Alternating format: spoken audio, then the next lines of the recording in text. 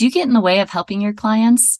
Listen to today's podcast as chiropractor Dr. Lee Parimuha discusses what works best when you're working with your clients. The answer may surprise you. Hello, friends. This is Lynn Schulte, and you are listening to the Birth Healing Summit podcast. We are here for meaningful conversations that will transform the way you work with pregnant and postpartum clients. Whether it is a new perspective, tool, or technique, you'll be able to implement it into your practice today. I invite you to sit back, listen with an open mind, and grab the golden nugget today's guest has to offer. Now let's get started. All right. Welcome to this episode, everybody. I am super excited to introduce you to our guest today. It is Lee Parimuha, who is a chiropractor of 32 years.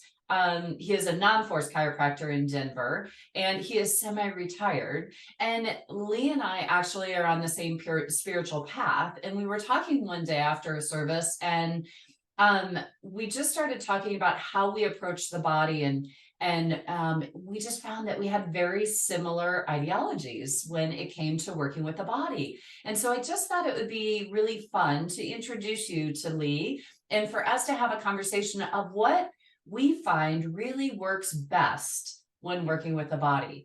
So welcome to the podcast, Lee. Thanks so much for being here. Well, thank you for asking me. Yeah. So Lee, what do you find that works best for working with your clients and helping in the most?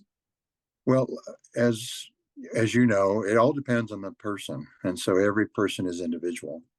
Yeah. And everyone needs something different. And so we have to be in that present moment to really ascertain from spirit, if you will, Yeah. what's best.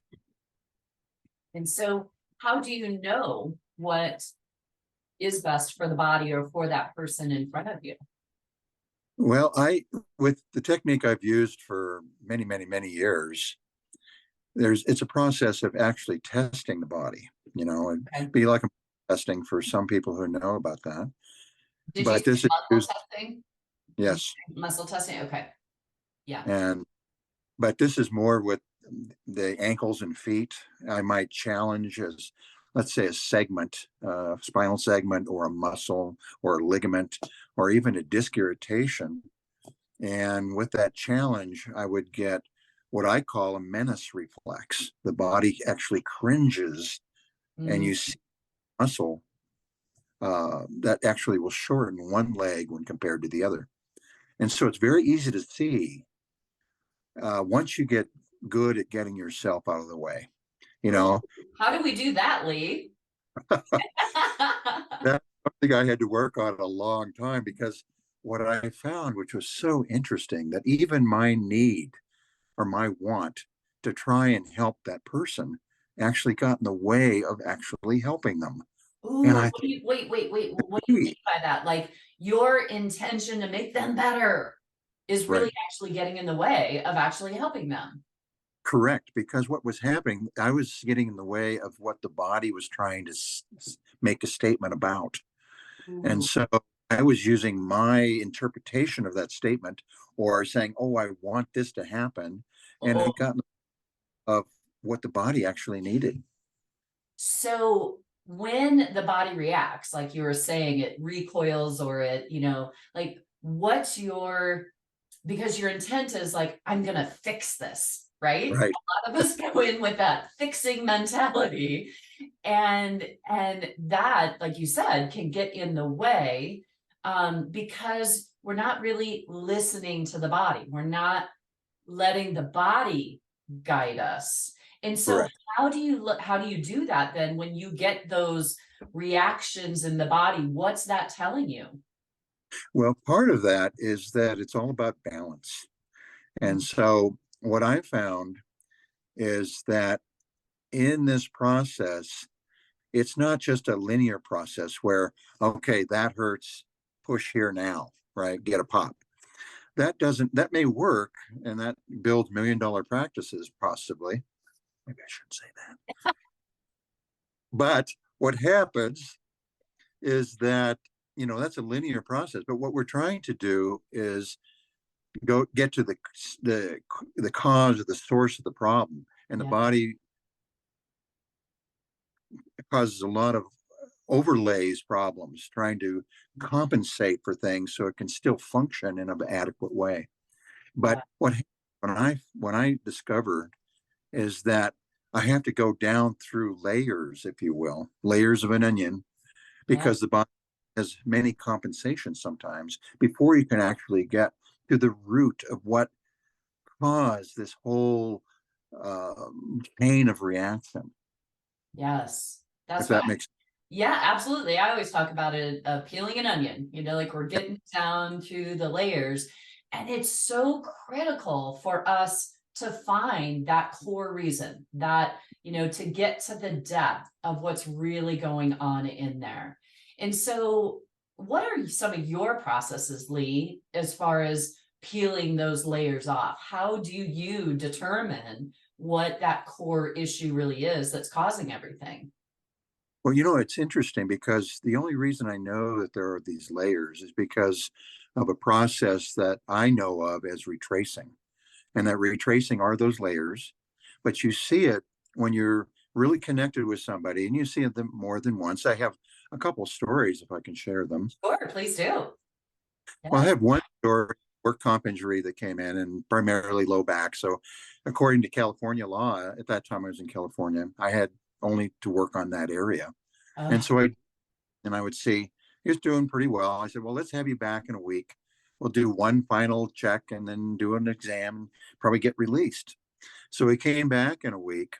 He says, Doc, my low back is so much better. I haven't had any problems. But now, right up here in my upper back, and I've got a return of some migraines that I haven't had for years. And I oh, said, oh, I didn't touch it. It wasn't me. Right.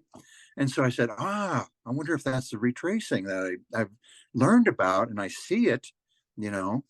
And so what I did is instead of, I focused on that upper back. Don't tell California, but I did. And what happened was really, really interesting because he had had that years before. And with just a couple visits, he was out of that again. But that was the body saying, and you would tell patients this, say, me next. I want to be next. And yeah. so symptom shows up in an area that is unrelated to the original injury. And Yeah. that's what gives me a big clue that that's part of that retracing process. So what do you mean by retracing? Well, it's that layering, that aspect of layering. Another story, we had a patient who I'd seen before, so I knew her well. She was about 60, late 60s, early 70s. And she'd had problems in the past and worked with her and she did well. But then she decided to start work and she helped lift somebody into a shower because she was doing some home care stuff. Mhm. And she hurt her shoulder. And because of his work injury at that time, she couldn't come to see me because now I'm in Colorado and they don't allow chiropractors to be practitioners, although as a preferred provider there in California. But she couldn't come to see me. So even though I'd seen her before, she couldn't come to see me.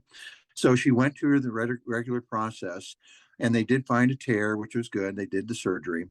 And then she had, well, physical therapy, massage, Mhm. and for the next year. And at that time, she had gotten a work comp injury lawyer because there was absolutely no motion of the arm anymore, very little from her arm, from coming up from the side. And so I thought, oh boy, what am I going to do? But I knew the state law that if you hadn't been offered a chiropractor in Colorado, you could ask for one at the end of your treatment time. So she did. And I was able to see her. And within 3 weeks, I unwound this process of her upper back, neck, and shoulder, where she could totally move her arm and there was no limitation, no pain. Oh Okay. my But gosh. Yeah. instead of going directly to that shoulder, I unwound the muscles and the ligaments and adjusted the vertebrae that needed it or the shoulder that needed to get to that point. And her work comp attorney wasn't happy with me. And she wasn't so, she said, at least I have my range back. I said, well, you have two arms, you need both of them. So Yeah. that's a good, but I said, Right. next time come in after. Yeah. Well, but But Lee, how did you know, like, so all of us have people come in, oh, I have a rotator cuff issue, right? So how did you know, or, were you intuitively drawn to work on the spine and the neck, or how did you get led to do that work? Interesting enough, the whole body's connected. We Yes. all know, but how is it connected? And that's where the curiosity comes in for me. Oh, Uh, I love that word, Lee. I use it all the time, especially when I'm teaching. I'm like, students, you gotta be curious. oh, I think that's why we oh, love our work so much too, right? Is because right. I see every person laying down on my table like a puzzle, and I love puzzles. And I Ah, just get really curious and get curious with the tissues and curious with what the body's trying to tell us. And I think that's where you and I work very similarly. And yet we have zero trainings that, overlap or anything. And that's why I thought this was so interesting when we were talking the other week. So, well, it's a wonderful body. That it's interesting how things are connected. I mean, I have yeah. stories from some of my mentors that have inspired me, and that's what you people who are new in this trade, or even those that have been working for years, we all need that inspiration. That Mhm. inspiration, what our love can dive into, and whatever our love dives into, it grows, and it grows in a good way. And Yeah. so, practice, practice, practice till you're really good, and your love is flowing to people and doing what you can. Now, not that I helped everyone, you know, Right. those are things that come to everybody that you scratch your head. This is beyond me. This is actually a surgical candidate. Yeah. But some of the surgical candidates that came in didn't need the surgery. So sometimes, as you probably everyone knows, they go to surgery maybe too soon. Yeah. But there's a lot there, and to be curious and to put love into your work is really the goal and the key to doing really good work. I love that, Lee. We did on my last Birth Healing Summit in April, I did a Facebook Live with a couple of the speakers, and it really did. We all talked about that love, that it really comes down to love. And I'm reading John Upledger's book, Somato Emotional Release, and he talks about sending the tissues love. And I teach that when I'm working, and I'm like, oh, we just want to send it love. Here's Dr. John Upledger writing in his book, Send the Tissues Love. And I was like, but it works. You've seen it, I've seen it. It's so, so important. And I think another key component that we talked about earlier is our intention. I think that sending that love is that intention of how can I best support you? So we want to be sending unconditional love versus conditioned love of I'm going to make you release, right? Right? Right. And so, tell us more about your use of intention, your use of love with your clients, and how that's worked for you. Well, it was interesting. Everyone should have a mentor or two or three. Okay, my one of my mentors, we would talk for oh gosh, an hour and a half every time on the phone. He was in a different part of the state I was in, Uh-huh. but it was really interesting because we would talk about issues and patients and what we were finding that was new and unusual for us and how people responded. Because really, where the rubber hits the road is where people respond, you know. And so, but the final conversation we had, not the final, I mean, he's still here with us and we still talk, but what came out of all of that, it all depends on our intention.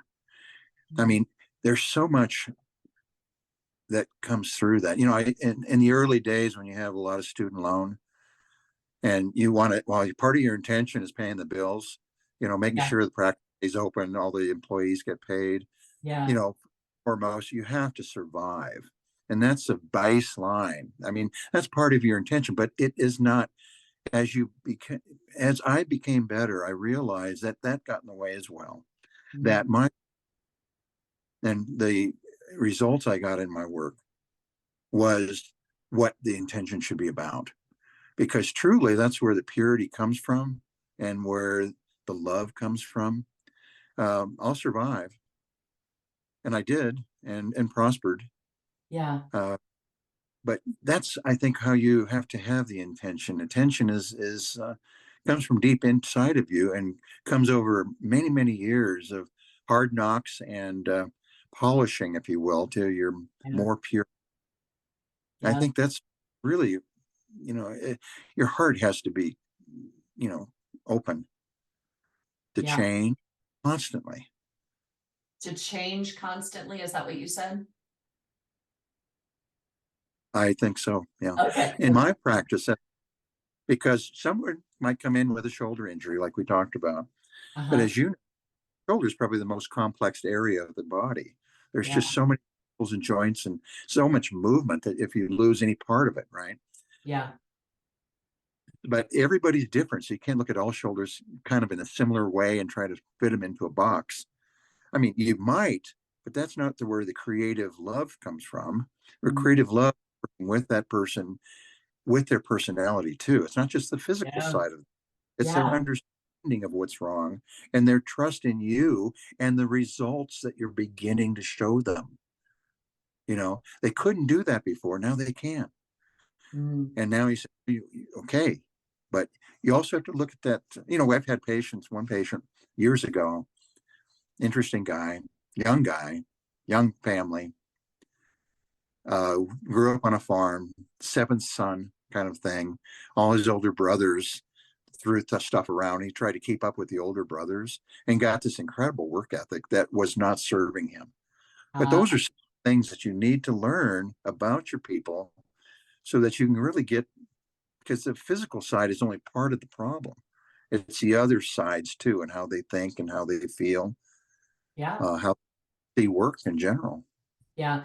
I have another friend who's a chiropractor. He does everybody's Enneagram, the Enneagram numbers. And so he knows based on what Enneagram that person is, how to best approach them. I think that's going to be another podcast episode. I'm going to have to get him on board too. But that is so importantly that we take that person's personality and their beliefs.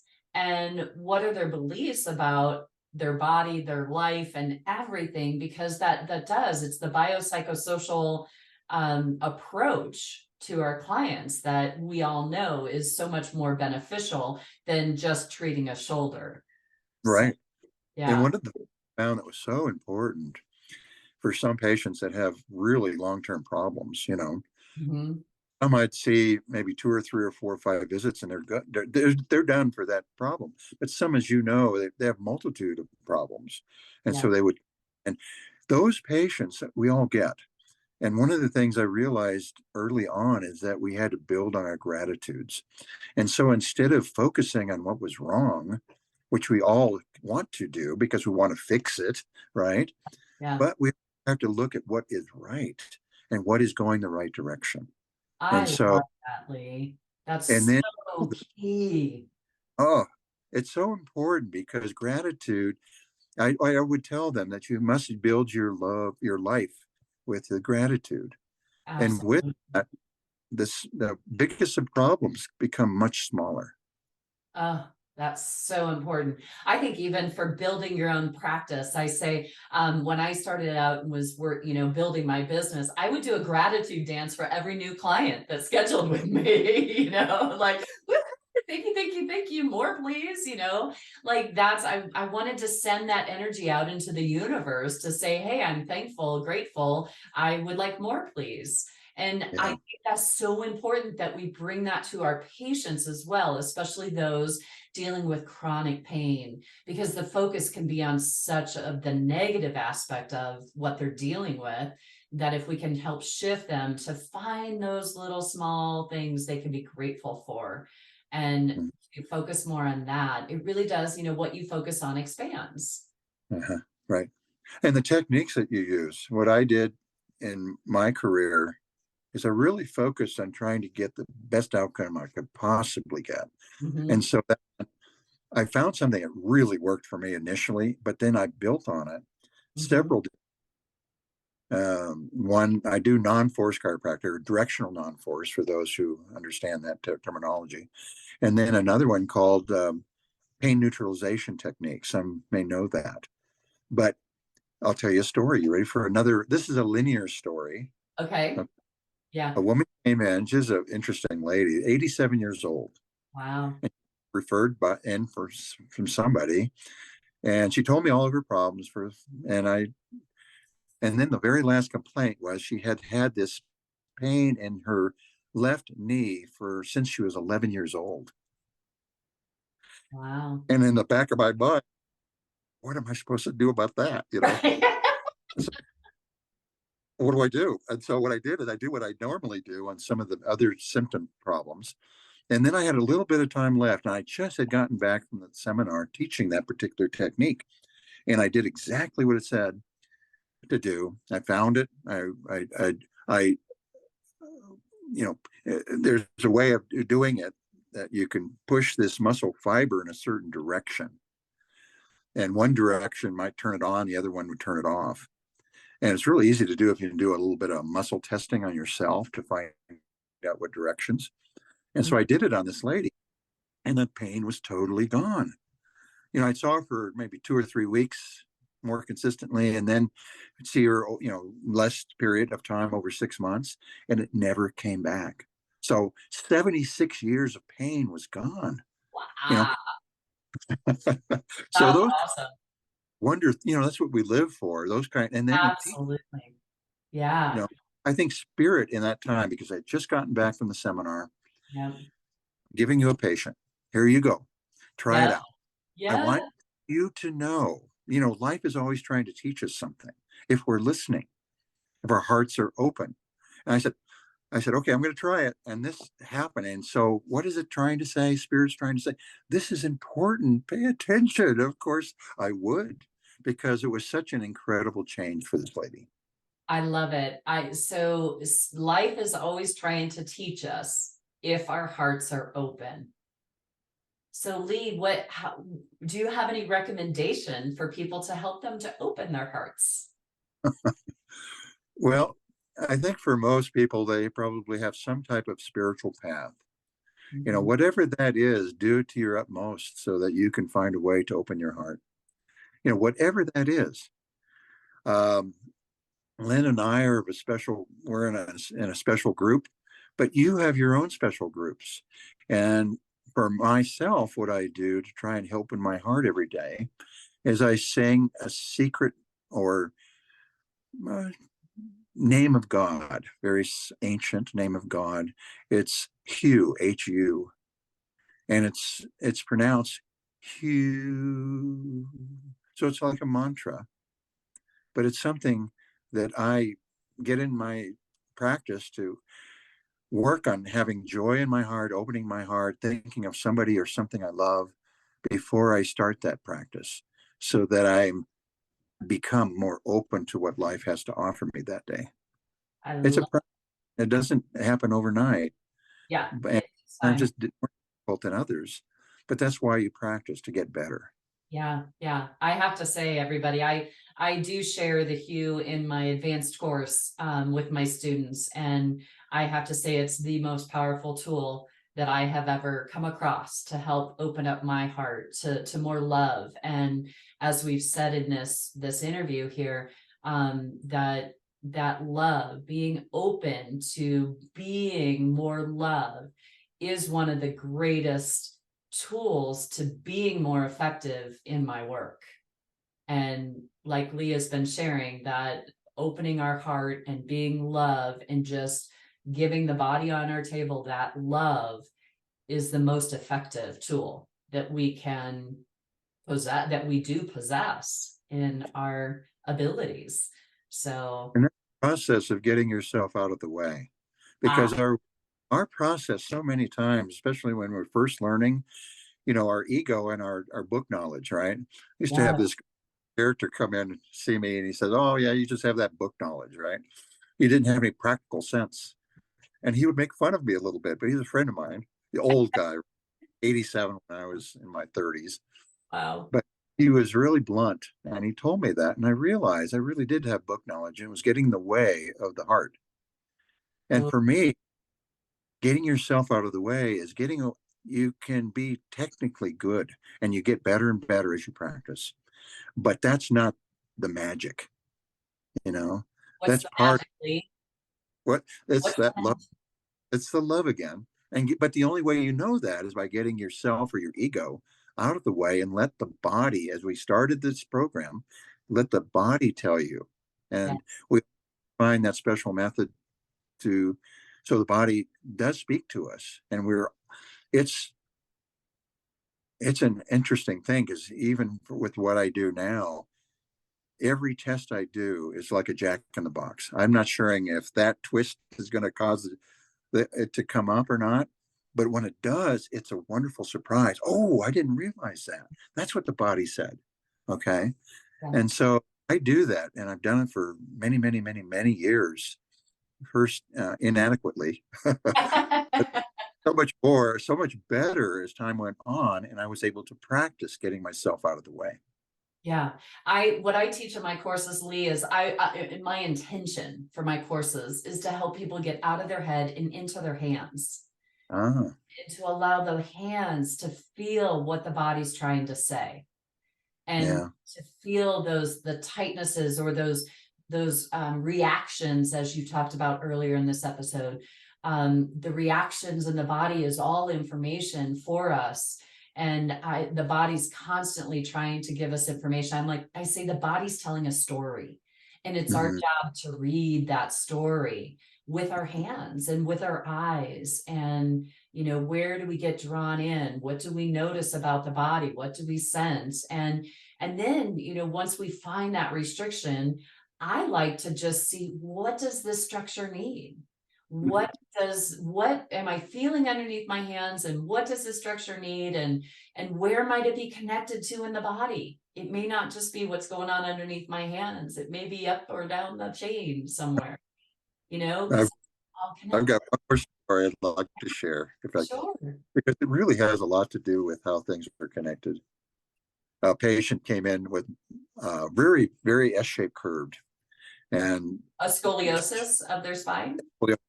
Okay. scoliosis. Yeah. Yep. And she's in her probably late 40s or 50s, and she had all of a sudden developed severe headaches. And I asked her, I said, "Did you have headaches before?" She said, "I've had headaches, but not like this."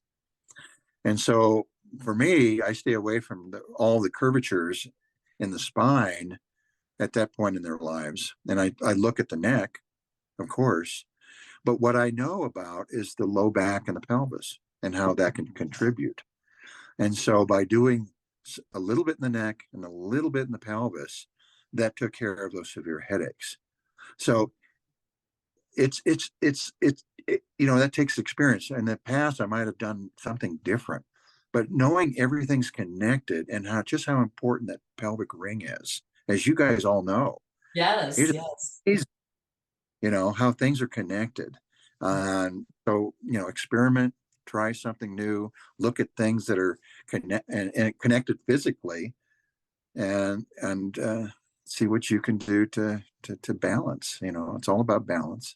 Absolutely. And personally, in my body, Lee, I have a segment, I'm guessing T2-3, somewhere in my mid back, that I just feel like I need it cracked or something to release it. And I work with this amazing acupuncturist that does distant healing work. And she, I was telling her, I'm like, yeah, there's something going on at T2-3. And so she goes does her thing, and then afterwards she's like, well, Lynn, it was coming from your pelvis. And so I balanced your pelvis, and then I was able to work on that segment. And so today, when I get that segment talking to me, I adjust my pelvis, I do a stretch to help get my pelvis balanced, and it goes away. And Yeah, so it's sometimes where the pain is not always where the problem is. correct. And And the ideal, Len, in my situation, it, is trying to get it. I remember a patient came in, he worked with him. He didn't have a lot of um, confidence in what I did, but then he wrote me a testimonial. He said, Dr. Lee, whatever you did took care of that pain that I'd had for 10 years. And he sent it to me 6 months after I'd seen him. So I wow, knew it'd gone it for a while. stayed. Yeah. Right. And that's, you want long lasting results, because you don't need all of your income from one or two people. You want income from those people that were told about, that were Yeah. referred to you by those people. Yes. So that's what's fun, because you get new person in your practice, and you've done something that is more long last. Nothing lasts forever. There's Right. always things about change. You can get some of the major things done, then they're only coming in for minor things, Right. and that's kind of fun too. Yes. But Yes. Yes. hope I this is working. Yeah, no, this is fabulously. I know we're so excited, but that's the beauty of this work. When we really let the body guide us, when we offer it that love and we set the intention, get ourselves out of the way, like you said, that's where the magic happens. And that's where it's so fun.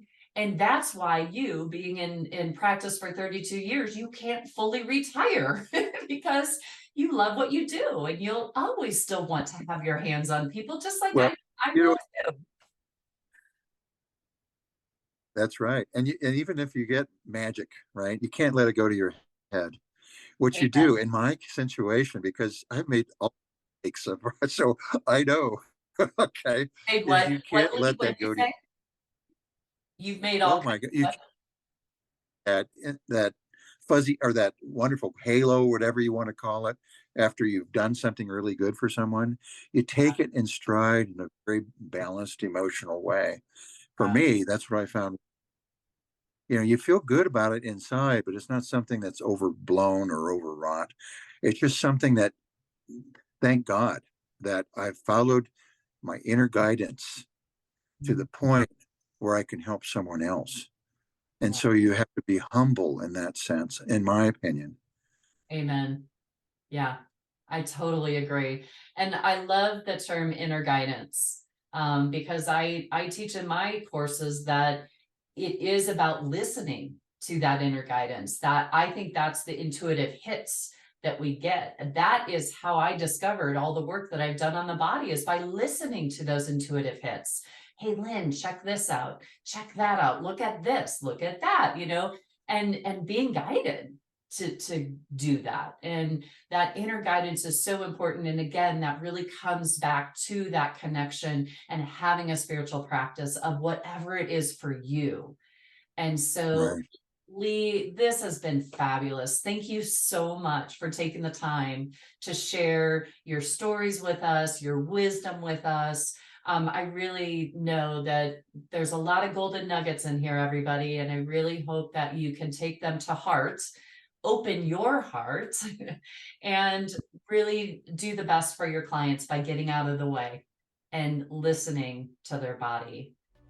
Thank you, Lee, so much for being here and for being a part of this episode. I'm so grateful. All right, everybody, thanks for listening in. And here's to more beautiful births and faster recoveries. Take care, everybody. Bye-bye. Today's podcast was brought to you by the Institute for Birth Healing. To discover more, visit instituteforbirthhealing.com. To claim $50 off of any online course, use coupon code PODCAST50 at checkout. Till next time, I'm Lynn Schulte, founder of the Institute for Birth Healing.